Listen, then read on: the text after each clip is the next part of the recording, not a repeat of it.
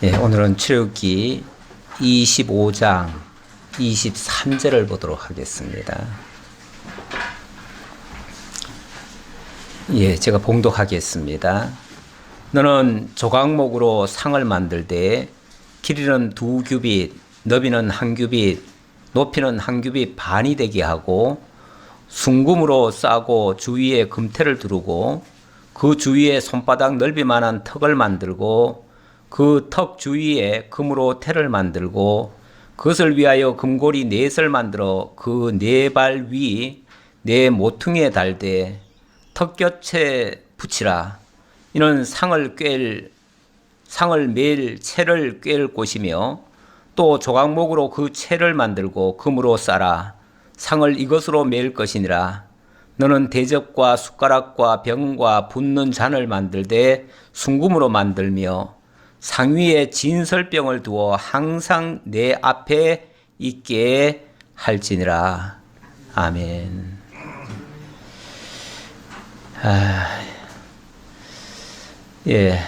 이제 하나님께서 규례 중에서 첫 번째 성막 규례를 주시는 내용이 되겠습니다. 성막 규례를 주시는데 오늘 25장과 26장으로 연결이 될 것 같은데요. 지성소 안에 여러 가지 성구들을 소개하는 그런 내용이 되겠습니다. 오늘 살펴볼 내용은 증거궤와 속죄소의 의미에 대해서, 이건 사실은 지난주에 했습니다. 이건 했고, 떡상과 등대의 용도와 그 의미, 그리고 앙장과 덮개, 널판과 띠의 용도와 그 의미, 이런 것들을 좀 살펴보려고 합니다. 오늘 이제 떡상 얘기하는데 여기 본문에서는 진설병상 이렇게 얘기했죠. 진설병이라고 하면 이게 무슨 병 이름인가 이렇게 생각할 가능성이 있어요. 근데 그 병자가 이 항아리 병자가 아니고요. 병자가 원래 항아리 병자도 있고 또 떡병자도 있어요. 근데 여기서의 앞에서의 이 진설병이라고 하는 거는 떡병자예요. 그래서 떡을 진설한다. 진설한다는 거는 이렇게 차린다 그 말이에요. 그러니까 떡을 차린다. 떡을 차리는 상이니까 그걸 뭐라고 그러죠? 그래서 그냥 저는 떡상이라고 지금 표현을 한 거예요. 그래서 이제 진설병이라고 이제 하는데, 이제 이거는 여호와 앞에 쉽게 말하면은 밥상 차리는 거예요. 떡이 우리말로 하면은 밥이잖아요. 그러니까 여호와 앞에 밥상 차려드리는 거예요. 너무 어렵게 생각하지 마세요. 쉽게 생각하세요. 밥상을 차리는데, 그러다 보니까 여기 29절에 보면 이런 말도 있죠.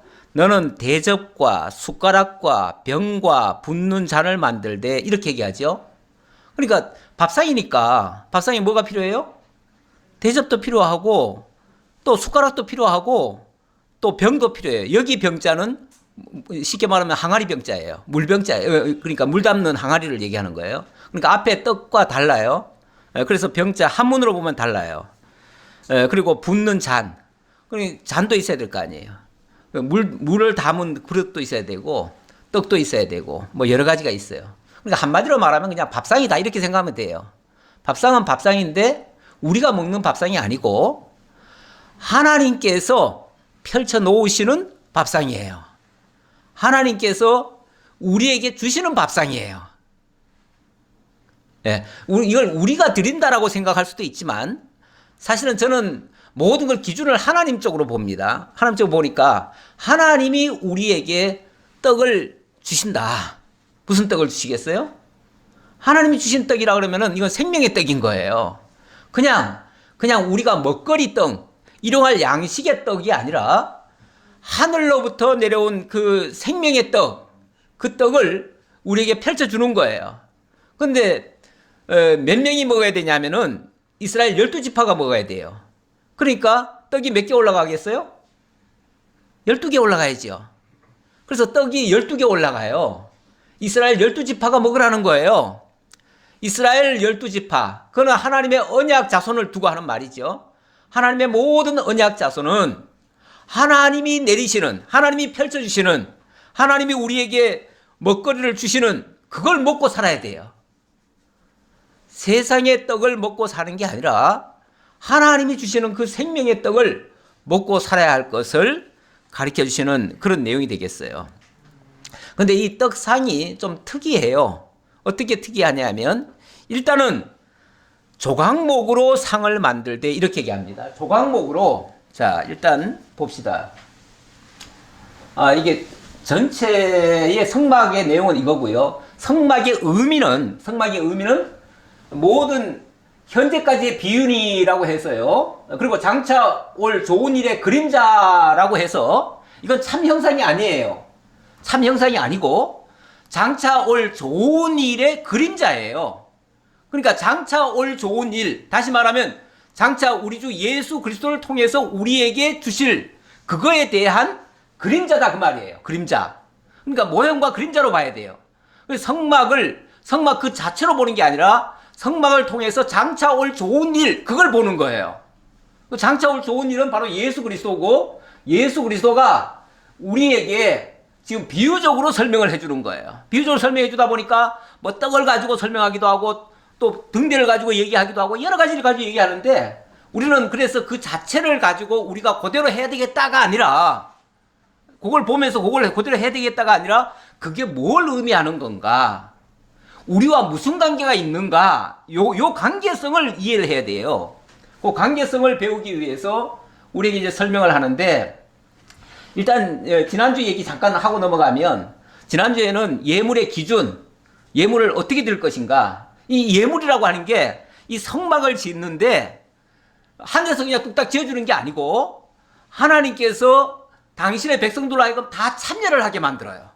참여를 하게 만들기 때문에 그 참여하기 위해서 예물을 드리라는 거예요.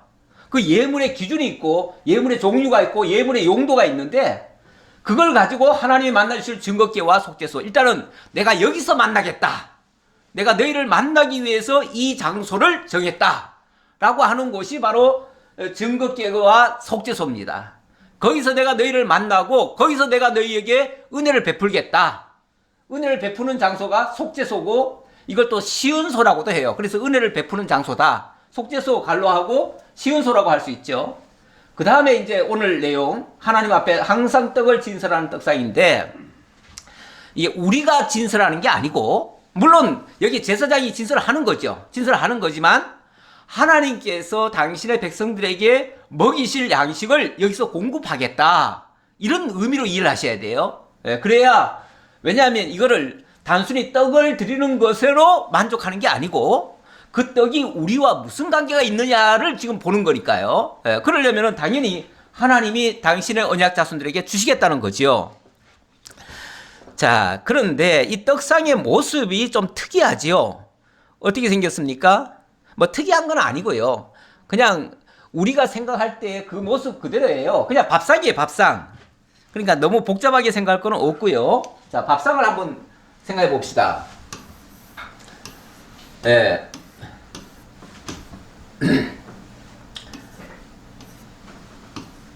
여기 이제 채가 이렇게 이제 껴져 있고요. 여기에 턱이 있어요. 턱이 있고, 요 안에 떡을 이렇게, 여기 이제 이렇게 쌓아놓는 거죠. 6개씩, 양쪽에 6개씩 이렇게 쌓아놔요. 그리고 여기다가 이제 뭐 아까 숟가락이니, 뭐 또 대접이니, 뭐 또 몇 가지 있겠죠? 그런 것들을 이제 올려놓는 거예요. 자, 그렇게 하는데, 뭐 사이즈는 뭐 그렇게 크진 않아요. 우리 그냥 보통 책상 정도 생각하면 돼요. 우리 요즘 먹는 밥상 정도 크기라고 생각해도 돼요. 우리 밥상보다도 식탁 정도로 생각하시면 돼요. 왜냐하면 길이가 2규빗 반, 너비는 1규빗. 그러니까 가로는 125cm, 또 세로는 1규빗이니까 한 50cm, 이렇게 되죠. 그러니까 책상 정도 크기라고 보시면 돼요. 자, 높이는 1규빗 반, 그러니까 한 75cm 정도.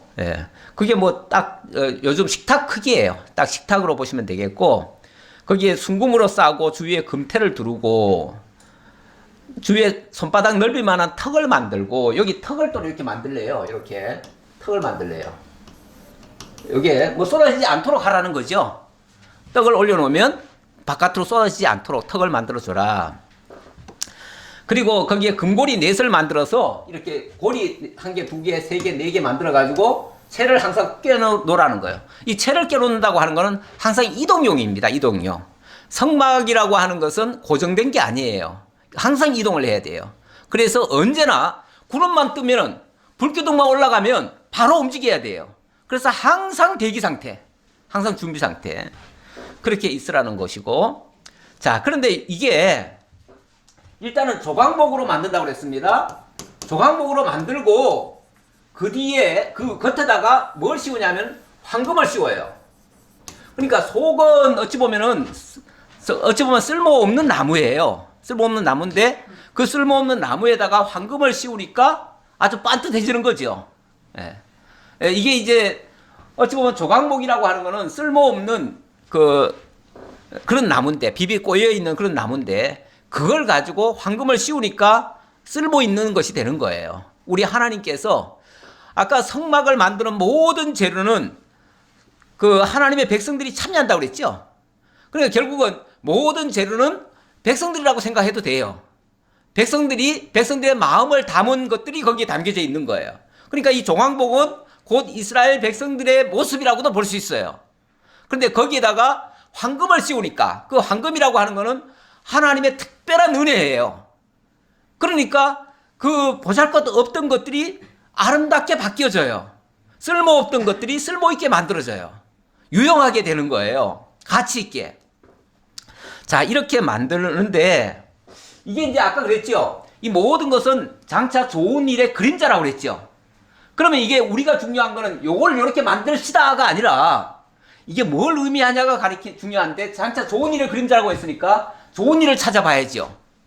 좋은 일은 예수 그리스도에게서 이루어질 일이에요.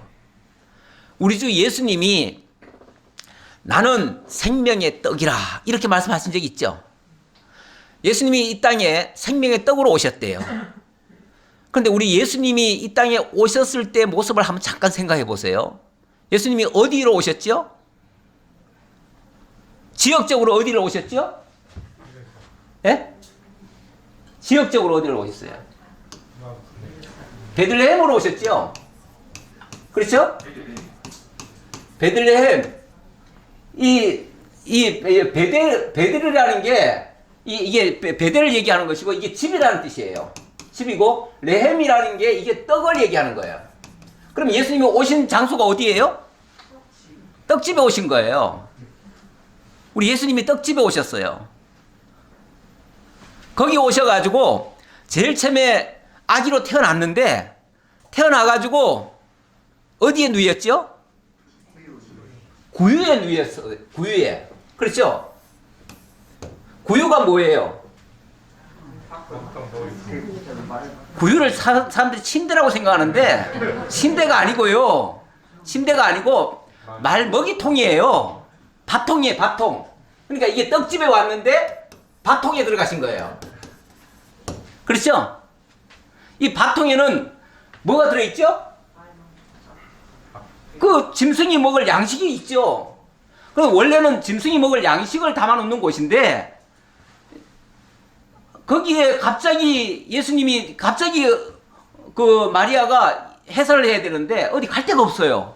그러니까 우리는 지금 있을 데가 없습니다. 그러니까 저 마구간이라도 쓰려면 쓰십시오 하니까 마구간에 들어간 거 아니에요. 들어갔는데 갑자기 얘기가 태어났어요. 누일 데가 없잖아요. 그러니까 구유에다가 누였어요. 근데 그 구유가 바로 밥통이에요. 짐승의 밥통. 짐승의 밥통이 이렇게 돼 있잖아요. 위에 턱이 있잖아요. 턱이. 그렇죠? 턱이 있죠? 맞잖아요. 네. 턱이 있고 턱 안에다가 먹이들이 있잖아요. 예수님이 짐승 먹이통에 당신이 먹잇감으로 오신 거예요. 그러면 그러니까 이 양식을, 이게 양식인데요. 이 양식을 누가 먹는 거예요? 짐승이 먹겠죠. 그러면 짐승이 먹고 사는 거예요. 이게 무슨 의미냐? 결국은 이 땅에 있는 백성들이, 하나님의 백성들이 다 짐승같이 돼버렸어요.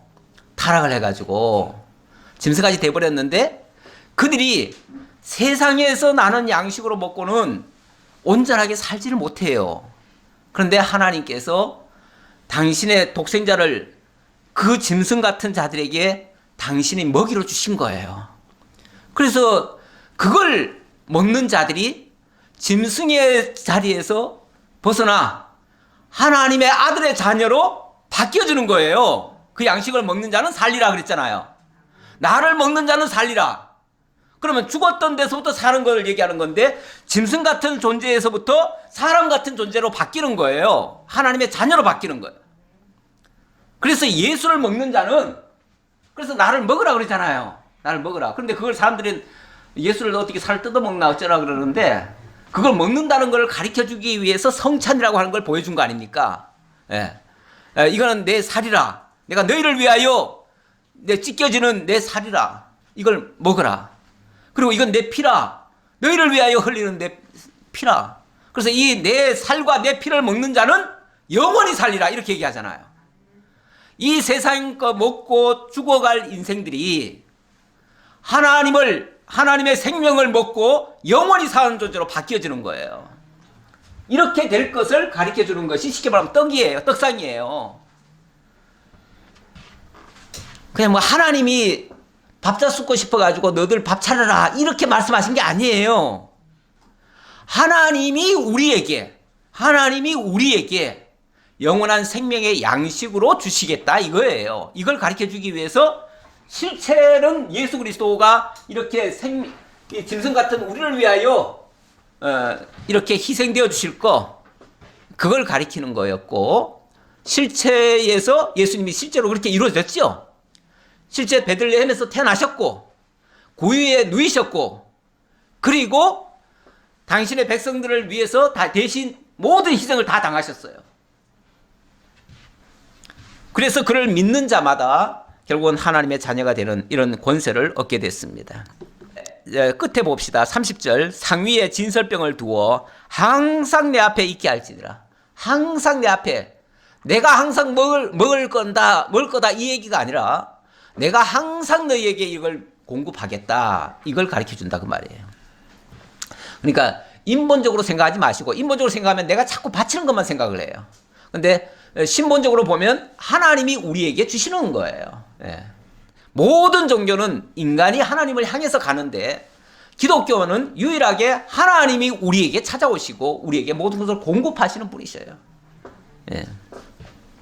자, 그 다음 31절입니다. 31절은 31절부터 40절까지는 하나님께서 항상 빛을 비춰주실 등잔 때의 식양과 용도에 대해서 소개를 합니다.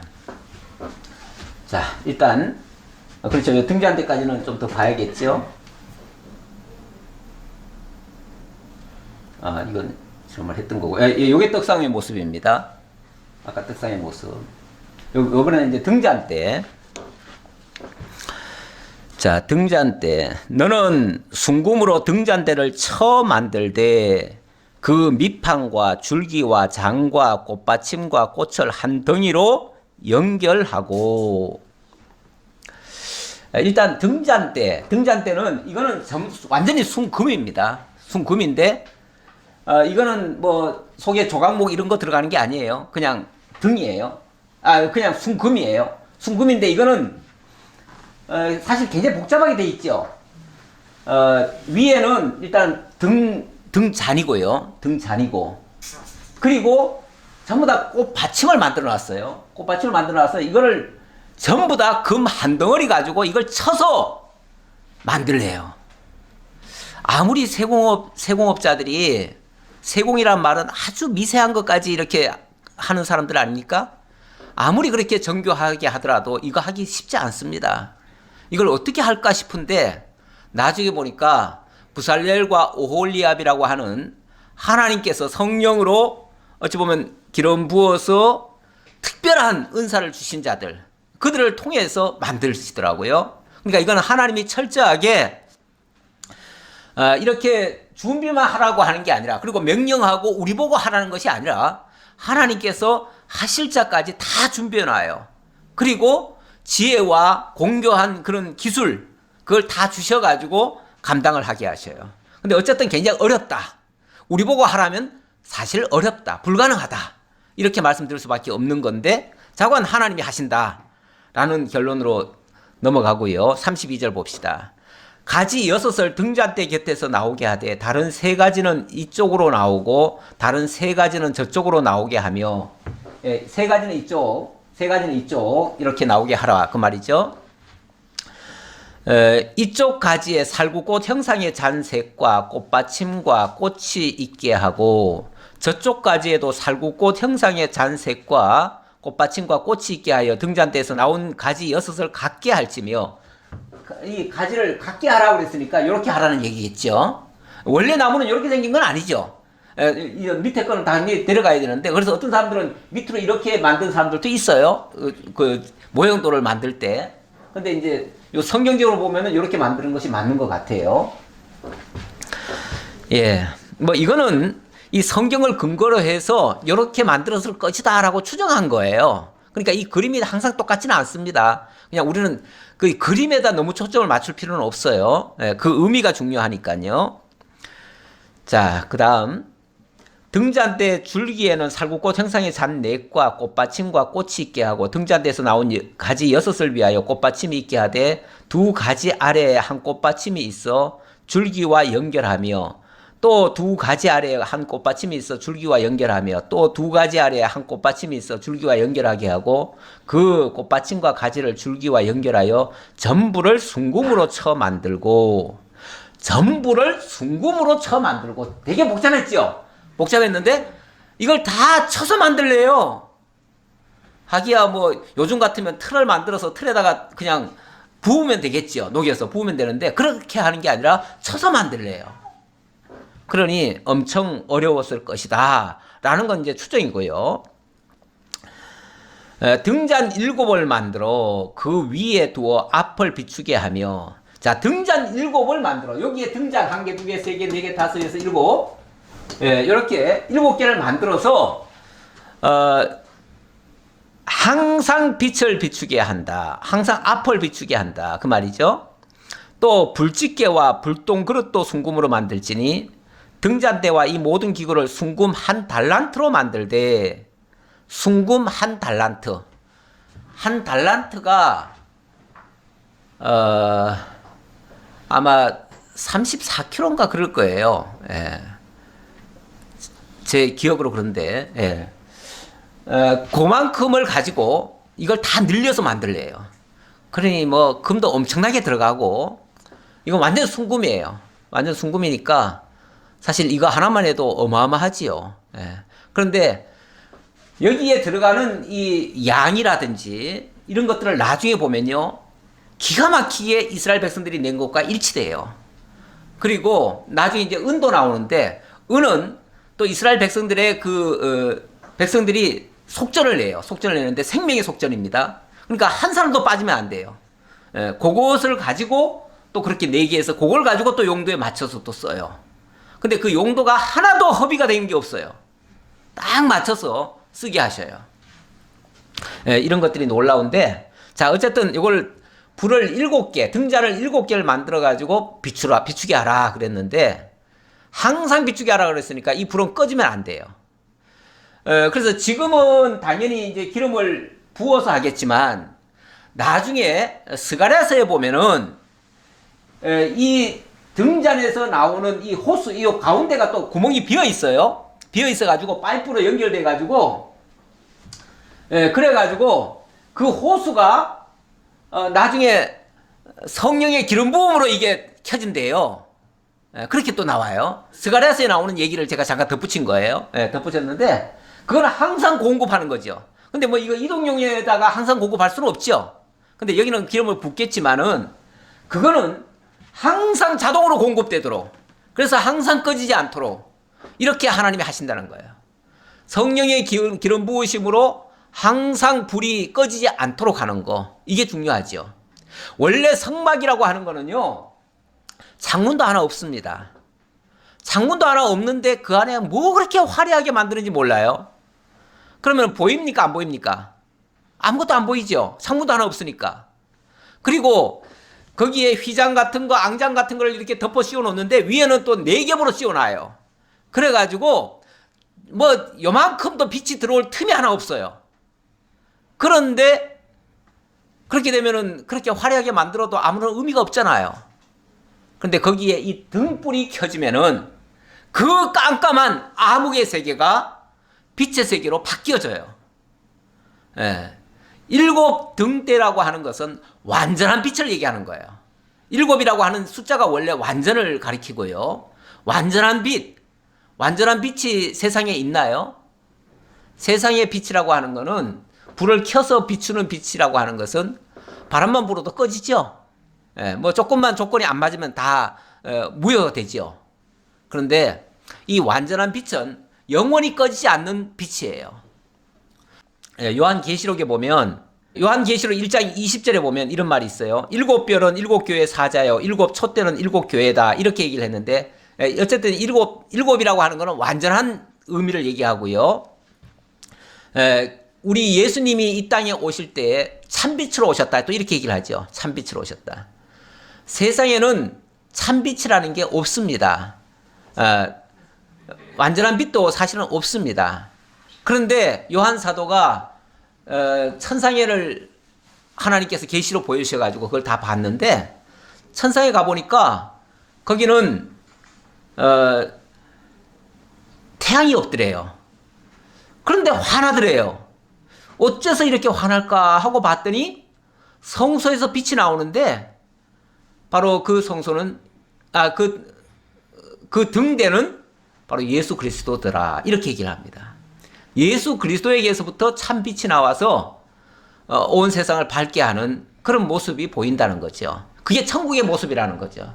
천국은 우리 주 예수 그리스도의 빛으로 새롭게 되는 그런 세계라는 거예요. 물론 이 세상에 예수님이 오실 때도 참빛으로 오셨다고 그랬어요. 요한복음에서 보면 그렇게 나오죠. 요한복음 1장에서 보면 참빛이 이 세상에 오셨는데 세상이 어두워서 그걸 못 보더라. 알지 못하더라. 그런데 참빛이 비추니까 어둠이 물러가고 어둠 속에서 참 생명이 나오는 거죠. 그래서 참빛, 참 생명 같이 다 연결이 되는데 그리고 이제 아까 또 이걸 전부 다 황금을 갖다가 전부 다 뭐 하라고 그랬습니까? 다 쳐서 만들라고 그랬죠. 쳐서 만들라. 이거는 여기는 조각목이 안 들어간다고 그랬습니다. 일단 황금이고요. 그 자체가 하나님의 의를 가리키는 건데 황금이라는 자체가 그거를 쳐서 만들래요. 그러니까 하나님의 의는 그냥 만들어지는 것이 아니라 쳐서 만들어지는 거예요. 이사야 53장 5절에 보면 이런 말씀이 있습니다. 그가 채찍에 맞음으로 우리가 나음을 입었다. 예수 그리스도를 가리키는 예언의 말씀인데 예수 그리스도가 채찍에 맞음으로 우리가 나음을 입었다. 예수 그리스도가 맞는다. 이게 아까 이걸 쳐서 만든다 그랬죠? 쳐서 만든다는 의미가 그리스도가 오셔서 희생당하실 걸 얘기하는 거예요. 그리스도의 희생으로 말미암아 우리가 어둠 속에서 빛으로 나오게 된다는 거죠. 예수님이 십자가에 죽으시고 무덤 속에 들어갔다가 나오시니까 그때 무덤 속에 있는 자들이 많이 일어났다 그렇게도 얘기합니다. 그게 빛을 본 거예요. 새빛을 본 거예요. 그들이. 그 어둠 속에서 사망 가운데서 들어있던 자들이 참빛으로 나오게 된 거예요. 이렇게 될 것을 가리키는 거예요. 그러면서 또 이런 말씀도 하시긴 하시죠. 너희는 세상의 빛이라 이렇게 말씀하셨는데 이 말씀 때문에 우리가 빛이 돼야 된다. 그래서 빛된 삶을 살자. 이렇게 또 주장하신 분도 많지만은 세례 요한이 그렇게 말을 했습니다. 나는 그 참 빛이 아니고 그 빛을 비추는 자다. 그 빛을 증거하는 자다. 이렇게 얘기를 했어요. 그럼 너희는 세상의 빛이라 했을 때는 우리 보고 그 빛을 증거하는 자로서 우리를 쓰시겠다 그 말이에요. 우리가 할 일이 그 일이라 그 말이죠. 예수가 참 생명이시고 참 빛이신데 그걸 우리가 증거할 자들이다. 그 일을 우리가 해야 된다. 그런 의미에서의 세상에 빛이 되라는 얘기지 우리가 무슨 빛을 행할 수 있습니까? 우리는 어둠 속에 있던 자들인데요. 하나님이 우리를 빛 가운데로 이끌어내시면 이제부터는 빛을 보고 사는 거죠. 예수님이 또 치료해 주실 때도 보면은 소경을 눈을 뜨게 하잖아요. 그래서 이제는 똑바로 보라 그렇게 얘기하죠. 그러니까 빛 가운데에서 살라는 그 얘기죠. 그런 의미로 또 이해할 수 있습니다. 자, 그래서 이런 말씀을 떡과 잔은 하나님께서 우리에게 생명의 양식을 주시고 우리에게 그 생명의 빛을 증거할 자로 쓰시겠다고 하는 뜻이고요. 물론 그것을 주시는 분은 하나님이시고 하나님이 예수 그리스도를 통해서 우리에게 영원한 생명의 떡과 참 빛을 주신다, 비춰주신다. 그래서 우리로 하여금 밝게 살아갈 수 있도록 하신다. 이게 온전히 그리스도께서 이루실 성취의 역사가 되겠습니다. 그래서 이걸 우리 보고 어떻게 하라는 걸로 이해하시면 조금 각도가 좀 빗나가는 겁니다. 어쨌든 이게 그 어두운 캄캄한 그 성소 안에 이 빛이 켜짐으로 인해 가지고 굉장히 화려하고 아름답게 바뀌어지죠. 그 어둡고 칙칙했던 그 세계가 화려하고 아름다운 곳으로 바뀌어져요. 그래서 예수 그리스도 참빛을 만나는 자들마다 영원한 천국 안으로 들어가게 되는 거잖아요. 천국 안에 들어가면 그 밝은 빛을 보게 되잖아요. 25장 40절 너는 삼가 이 산에서 내게 보인 식양대로 할지니라. 식양대로. 자, 이 모든 것은 우리가 마음대로 할 수 있는 게 아니고요. 하나님이 만들어주신 식양. 그 식양 속에 하나님의 의도가 담겨 있고 그 의도 속에 하나님이 그리스도를 통해서 이루실 그 사역들이 담겨 있거든요. 그래서 그 식양을 벗어나지 말라는 거예요. 우리가 보기에 좋게 아름답게 하지 말라는 거예요. 때로는 유용하지는 않을 수도 있어요. 왜냐하면 성막을 짓는데 제가 그 말씀 드렸잖아요. 어마어마한 재료가 들어가면서 실제로는 별로 쓸모없이 만들었다고. 사람 보기에는. 그렇잖아요? 캄캄하게 만들었잖아요. 빛도 하나 안 들어오게 만들어 놓고 그 안에서만 그렇게 화려하게 만드는 게 무슨 의미가 있겠어요? 다른 걸로 생각한다면, 우리 경제적 논리로 생각한다면 말이에요. 그런데 거기에는 그리스도께서 하실 일이 담겨져 있기 때문에 그런 각도에서 봐야 우리가 그 가치를 발견하게 되는 거죠. 자, 26장 1절로 13절의 내용은 성막의 앙장. 앙장은 천장을 얘기하는 겁니다. 천장. 그 앙장. 요걸 이제 우리 성경에는 휘장이라고 되어 있어요. 휘장. 근데 먼저는 앙장이라고 되어 있었는데 이걸 휘장으로 바꿔놔 가지고 휘장이 헷갈려요. 무슨 휘장과 헷갈리겠어요? 성소와 지성소 사이에 가로막힌 그 담 있잖아요. 그 휘장. 그 휘장과 또 지붕에 하는 것도 휘장이라고 하니까 또 덮개라고 하니까 이게 헷갈리죠. 이 구분이 안 돼요. 그래서 제가 그냥 앙장이라고 그냥 표현을 했어요. 해놓고 제가 갈로로 지금 천장이다 이렇게 그냥 이해하라고 천장이라고 제가 구분을 써놨습니다. 이 성막의 앙장을 청색, 자색, 홍색 실과 염소 털로 만들라는 그런 말씀입니다. 이 성막의 앙장은요, 자, 26장의 내용, 일단은 여기서 보니까 앙장을 만들고요, 천장을 만들고, 그리고 덮개, 지붕을 만들고, 그 다음에 성막의 널판을 만들고, 그리고 띠로 이렇게 다 연결하라, 이런 말씀이 나오는데, 요 내용이 26장에, 물론 요 뒤에 또 더 있습니다. 더 있는데, 오늘은 여기까지 가능하면 보려고 하는데, 자, 가능할지 모르겠습니다. 일단은 성막을 한번 봅시다. 성막의 그림을. 자, 이렇게 되어 있습니다. 이게 쉽게 말하면은, 요게 첫 번째, 1번, 요게 1번, 요게 2번, 3번, 4번. 이제 지금 앙장이라고 표현한 거는 요 1번과 2번을 얘기하는 겁니다. 요거는 청색, 자색, 홍색 실로 이 직조를 한 거예요. 직조를 한 거고, 두 번째, 염소 털로는 두 번째 이렇게 만들고요. 그 다음에는 세 번째는 이거 순양의 가죽으로 붉은 물을 들여가지고 덮는 거예요.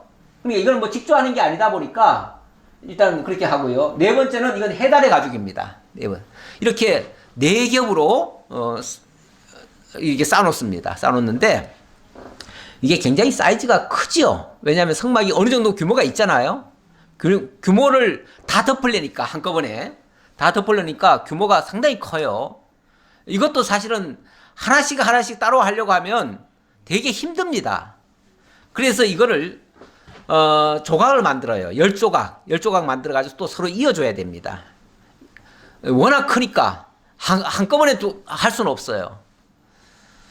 지난번에 양평 수양관에 그 지붕을 그게 오랫동안 한 10년 동안 이렇게 그냥 썩혀놔가지고 지붕이 다 내려앉다시피 했어요.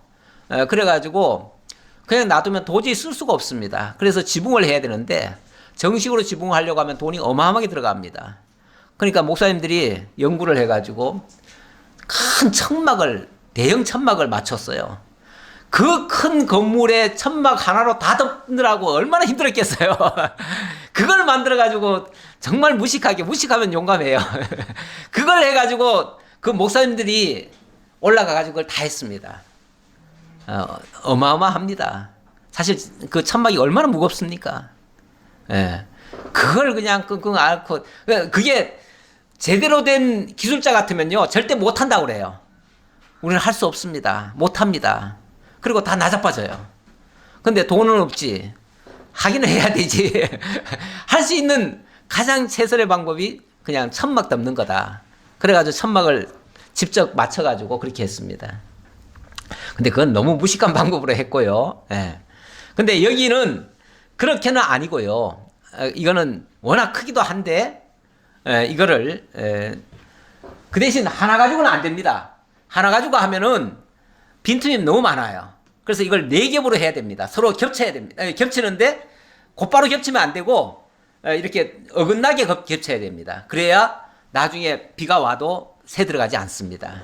이렇게 해서 만드는 그런 내용이 되겠는데, 자, 26장 1절입니다. 너는 성막을 만들 때 가늘게 꼰 배실과 청색, 자색, 홍색 실로 그룹을 정교하게 수놓은 10폭의 휘장을 만들지니. 자, 일단은 10폭의 휘장을 만들지니. 근데 저는 이제 앙장이라고 말씀드렸어요. 이 구분하려고.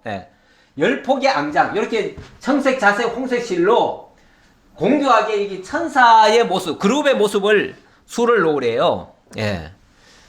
그 그룹은 천사를 얘기하는 겁니다. 천사 모양으로 그렇게 하라. 그래서 이거를 직조를 하는 겁니다. 매 폭의 길이는 28규빗. 길이가 28규빗.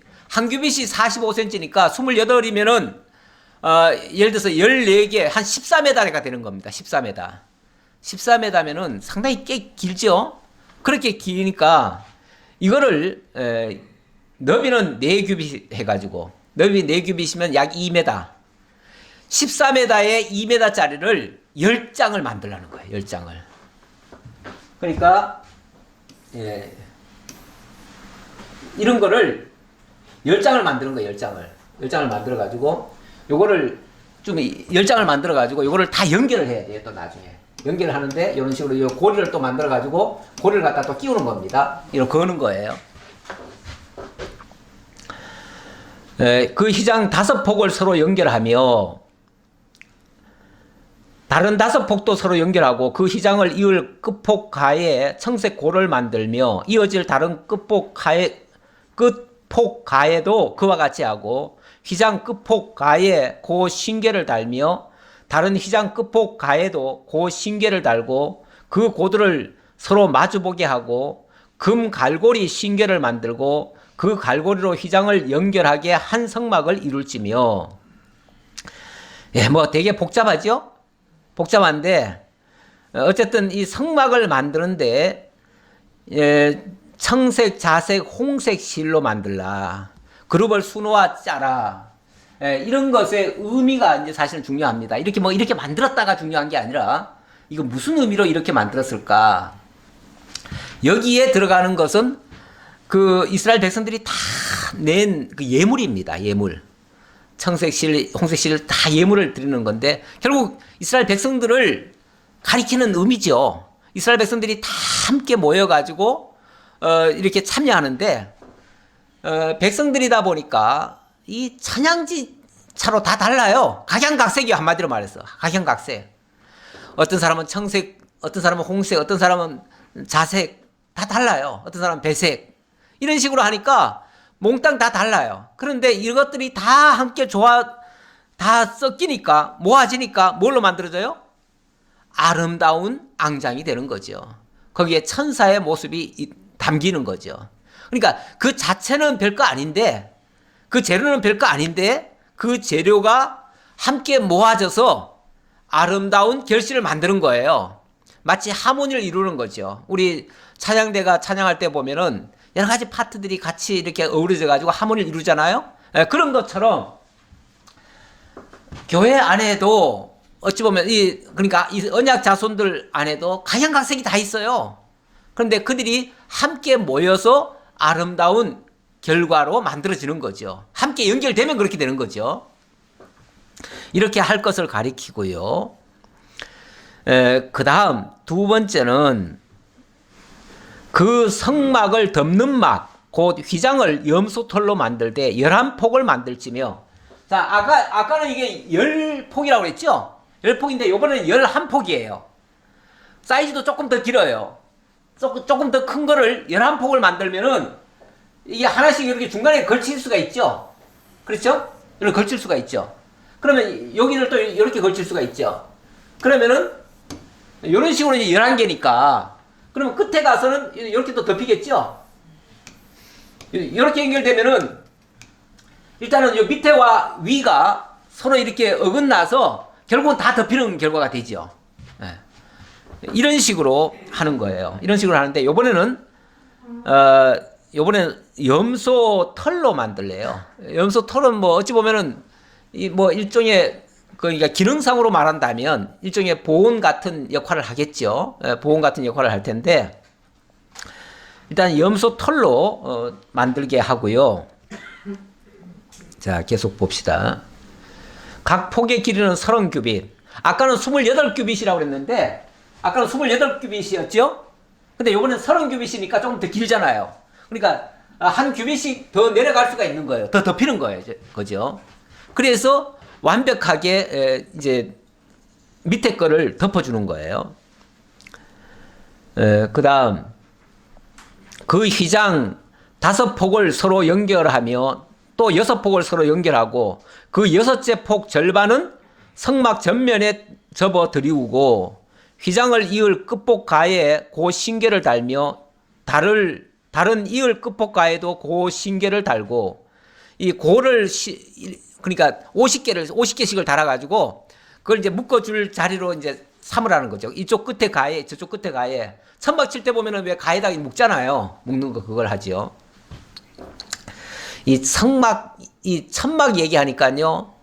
옛날에 제가 그 집사 시절에 그 교회에서는 해마다 여름이면은 수양회를 갔습니다.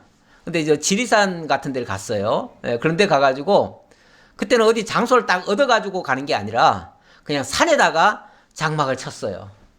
그리고 거기 군용 텐트를 치는데 우리 청년들이 그 당시는 제가 이제 청년에 속했으니까 청년들이 선발대로 미리 갑니다. 내일이 수양회면은 오늘 미리 가는 거죠. 가가지고 그걸 다 쳐놔야 돼요. 근데 그 무거운 거를 그때도 정말 무식하게 했던 것 같아요. 그 무거운 걸 가지고 막 한 대여섯 명이 진짜 질질 끌고 어깨에 다 연결해가지고 메고 그래가지고 그 산을 올라갔던 기억이 납니다. 그렇게 힘들게 해가지고 그걸 장막을 쳐놓으면 이제 그 다음날 성도님들이 차 타고 함께 와가지고 한 일주일간 이제 아주 집회를 하고 그리고 내려갔죠. 다른 성도님들이야 뭐 편하게 지냈다 가는지 모르지만 좌우간 선발대로 가는 사람은 죽어납니다 그냥. 예. 이게 보통 힘든 게 아니에요. 저는 해봐서 2번 다시 못하겠어요. 지금은 절대 시키지도 않을 것이며 그렇게는 하고 싶질 않아요. 예. 얼마나 힘이 들었는지. 예. 이런 식으로 만들라는 거예요. 예. 12절 그 막 곧 휘장의 그 나머지 반폭은 성막을 늘어뜨리고 막고 휘장의 길이에 남은 것이 이쪽에 한 규빗, 저쪽에 한 규빗씩 성막 좌우 양쪽에 덮어 늘어뜨리고, 그러니까 이게 한 규빗씩 더 늘어뜨려 가지고 완전히 덮도록 해라, 그런 얘기겠죠. 예. 그리고 위로 올라갈수록 이제 점점 더 넓어지는 거죠. 자, 14절은 이번엔 덮개입니다. 덮개는 제가 지붕이라고 간로를 했습니다. 덮개는 붉은 물들인 순양 가죽과 해달 가죽으로 합니다. 여기 붉은 물들인 순양 가죽. 순양이니까 원래 양은 원래는 흰색이죠. 원래 흰색인데 흰색에다가 붉은 물을 들였으니까 빨갛게 되죠. 예. 그 다음에 예, 붉은 물을 들였다. 예. 14절. 붉은 물들인 순양의 가죽으로 막의 덮개를 만들고 해달의 가죽으로 그 윗덮개를 만들지니라. 해달의 가죽. 해달은 물개 종류죠. 예, 그런 종류인데, 그거는 이 물개 같은 거는요, 원래 물 속에 살다 보니까 그 가죽이 엄청 질기기도 하고 그것이 물을 먹질 않습니다. 예, 물을 안 먹어요.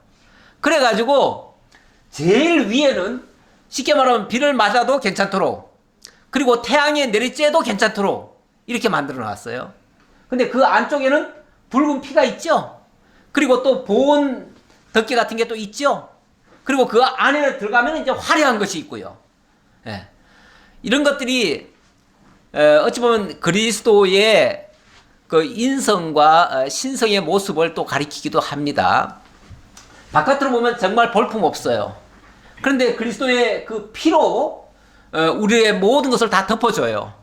이렇게 될 것을 가리키는 어떤 예표적인 모습이라고도 볼 수 있겠습니다.